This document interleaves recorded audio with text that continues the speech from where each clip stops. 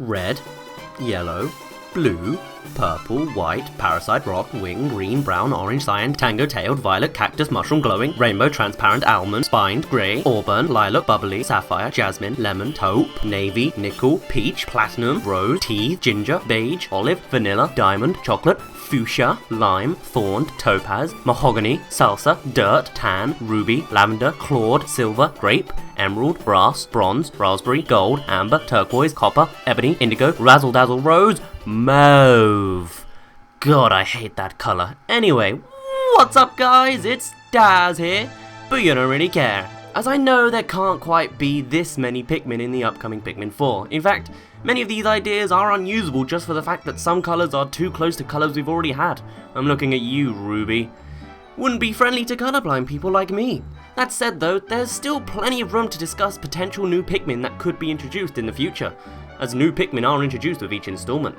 Although, 3 were revealed in Pikmin 1 and 2, but the third game only created 2 new Pikmin, so maybe there will only be 1 new type created? Either way, let's speculate what their traits could be. So let's start off and delve into what exactly separates each Pikmin type apart.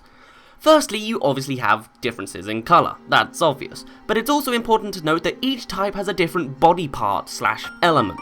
And finally, they each have their own unique ability which gives them advantages in certain specific scenarios. So it's all well and good just discussing colours, but there's simply more to Pikmin than that.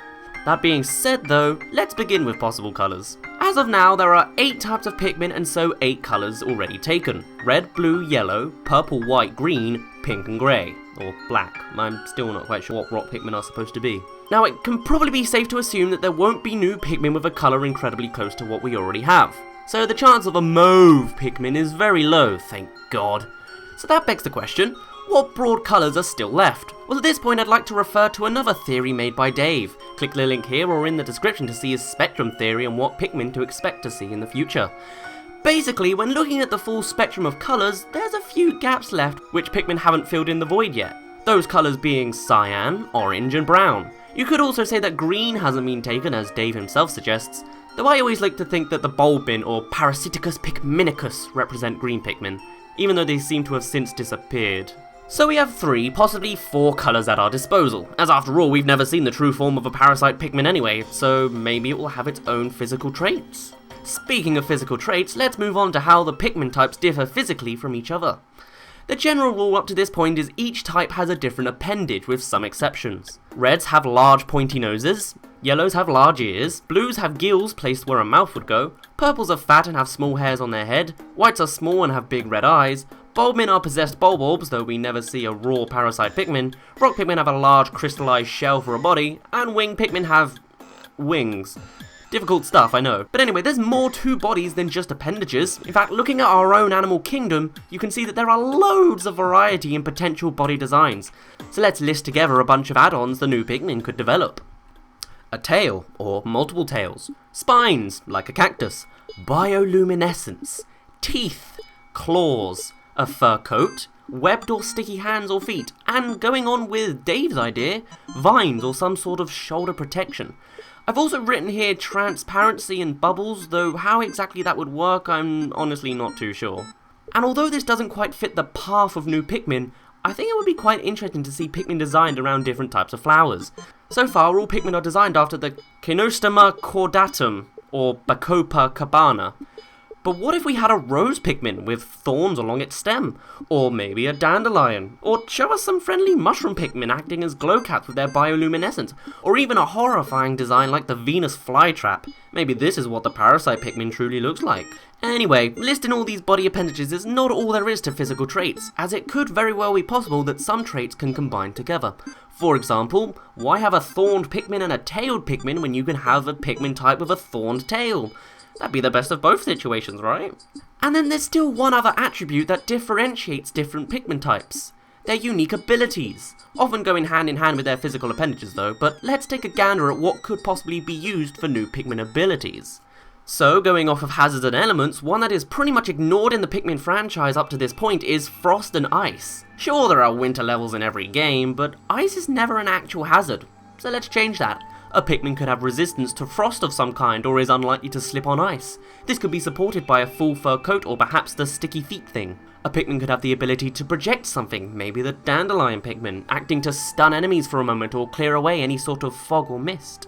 Going back to the bioluminescence body trait, it could also double as an ability allowing players to see slightly in the dark. Teaved Pikmin could be able to bite through a single thread of wire or string that blocks the path, or could be given claws in order to rip through any sort of fabric obstacles. And thinking about having vines, perhaps Parasite Pikmin could use them to coil up small enemies before possessing them. Gruesome, yeah, but hey, it's nature. Now, if I'm honest, I've already run out of ability ideas. Is there really much left? I mean, you tell me, I can't think of many more. But by splitting Pikmin differences into 3 categories, we have more options of potential Pikmin types, as really the whole system can act as a sort of roulette sort of thing. So I haven't just listed 3 Pikmin type ideas, for example, but many possible traits for new types, which could work in unison with one another, or be a variety of all different kinds, and, you know, one from one list and one from another, you know? So thinking of the list of ideas in that manner, here are a few Pikmin types I could see coming to fruition. A brown rose Pikmin with thorns and claws has the ability to rip through fabric obstacles. A cyan Pikmin with webbed feet and hands and a fur coat has the ability to stick to icy surfaces, allowing for smooth passing across ice bridges, and of course would be frost resistant. The green Parasite Pikmin has a Venus flytrap flower and vines extremities in order to coil small enemies and infest them. Or, a cyan mushroom Pikmin has a glowing body which it uses to light paths when in dark caves or at nighttime, perhaps even doing so in quick bursts of light which stun nearby enemies. Now these are just 4 possible combinations, but who's to say that the mushrooms can't be orange? Or that a Pikmin has both thorns and webbed feet? The possibilities aren't quite endless, but there is a lot of potential here. Now with all the colours alone put together, we have 11 Pikmin types, which I expect is not desirable for the game because, for one, that's quite complicated, but also, Nintendo likes to hide Easter eggs whenever you take out an equal amount of Pikmin. So because of that, there are multiple ways this issue could be dealt with. One way is to remove a Pikmin type, which seems pretty simple. It also deals with the complication error. This leaves us with 10 Pikmin types allowing for 10 of each. Nice. Alternatively, it could be possible to make one Pikmin type inaccessible at the same time as the others. In this case, this could either work with the Parasite Pikmin or the Nighttime Mushroom Pikmin mentioned in the previous Pikmin video, link in the description. In these cases, only that specific type of Pikmin is allowed out at the time, so at night, only the Mushroom Pikmin are available, whilst in the day, every other type is available, and the mushrooms are not. Also, for Parasite Pikmin, this could maybe work within a cave or again at nighttime. The other Pikmin are too afraid to explore an area, so you go in alone until you find the Parasite Pikmin who join you. Also, while I'm on the topic of discussing nighttime missions, it's still not a thing yet in the game, but I have an idea of how it could work. It's a little off topic, so bear with me. I've seen people argue that nighttime missions would remove the element of time, as you specifically are going against the clock in the daytime to collect whatever you can, and having a nighttime mission would sort of mess that whole up and get rid of the tension, you know, blah blah blah blah blah. And that's fair enough. So here's how you could integrate nighttime missions. 3 ways, in fact. Way 1. If we follow a character like Louie in the game, who doesn't have his own ship, we could have a side mission between days where we try to survive as Louie for the night with whatever Pikmin we have by our side. Like a somewhat non-important side mission that doesn't affect the main story. Perhaps if you fail it, then at the end of the night you get a cutscene where Louie runs away and abandons all the Pikmin if they're not already dead. Way 2. If the main characters are down on the planet at nighttime, the element of collecting should be dropped temporarily and focus should be on surviving. That way, no progress is necessarily made, but there is still a fun nighttime mission. Perhaps you have to get to a certain location on the map in order to get off the surface at nighttime, so must traverse the dangerous lands and reach the destination without too many casualties. And way 3. Make it one of the mission types in challenge mode. You could even make it a survival mode. Collect treasure, defeat enemies, and survive. You're given an area at nighttime, and instead of getting all you can get done before the time runs out, you try to survive the growing numbers of harsh enemies until time runs out, and they scurry away as the sun rises. I don't know, I thought of the idea as I was writing the script for this video, so there you go. Going way back to the whole 11 Pikmin types thing, I'm gonna make a prediction. I don't think there will be 11 Pikmin types in Pikmin 4, or even 10. I think there will only be 5 again. We will get the original 3 Pikmin, and then 2 new ones. Purples, whites, winged and rock will be left to the side missions. That way, Nintendo gets a nice round number for 100 Pikmin, and is also able to remain really simplistic in design as new players won't get confused with all these new Pikmin types. It's a sad prediction, I know, but it's what I expect at this point. That being said, feel free to speculate all other kinds of Pikmin types anyway. Admittedly, it's quite fun.